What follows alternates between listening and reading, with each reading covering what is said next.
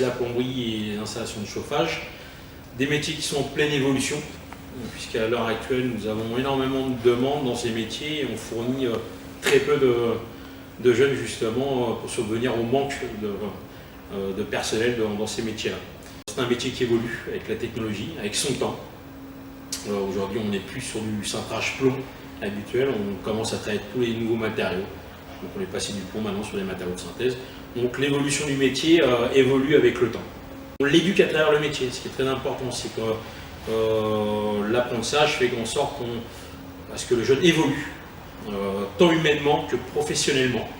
Donc du coup, on arrive à passer d'un jeune qui a un statut, on va dire, scolaire et en faire un jeune qui a un statut de salarié, avec une attitude de salarié. Donc le métier est bénéfique pour eux en termes d'évolution personnelle. Alors les niveaux, oui, dans notre métier, on a des niveaux 5, donc ce sont la base du métier, du CAP, on leur apprend les rudiments du métier de plombier. Ce sont des exécutants dans un premier temps. Ensuite, on leur propose des filières un peu plus évolutives et un peu plus techniques, comme le brevet professionnel qui reste quand même axé sur des gens de terrain, et sur des filières comme le bac pro TISEC, TEMSEC, on a plus à des techniciens qui leur permet également d'évoluer sur d'autres diplômes comme des BTS ou plus, suivant la capacité du jeune. Régulièrement, puisque l'employeur est un acteur indispensable dans la formation du jeune.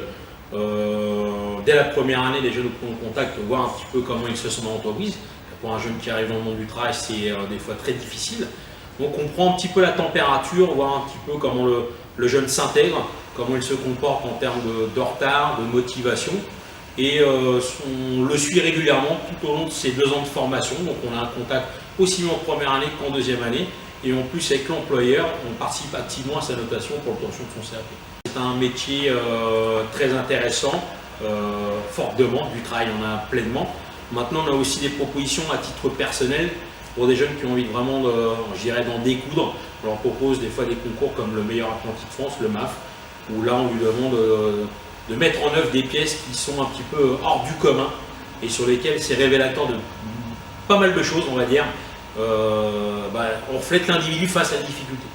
Mais c'est aussi quelque chose de bien intéressant parce qu'ils se prouvent eux-mêmes ce qu'ils valent.